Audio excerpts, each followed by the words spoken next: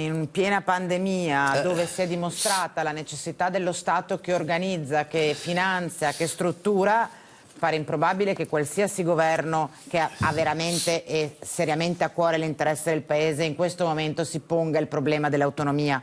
A dimostrazione, ma questo è il punto di vista che ho portato avanti da tempo, che la narrazione dell'autonomia come fine attraverso cui risolvere i problemi, come dire, non siamo riusciti a scalfire questa lettura dopo anni di narrazione a senso unico leghista in Veneto, si è schiantata contro la realtà che ci ha messo davanti la pandemia. Ma non che l'autonomia non possa avere un'utilità, ma l'autonomia è uno strumento.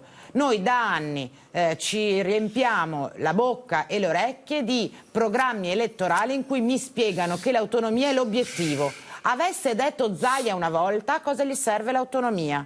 Allora, siccome arriva un punto in cui la realtà, diciamo, supera anche il racconto agiografico che Zaia fa di se stesso, la pandemia ci ha spiegato esattamente il contrario.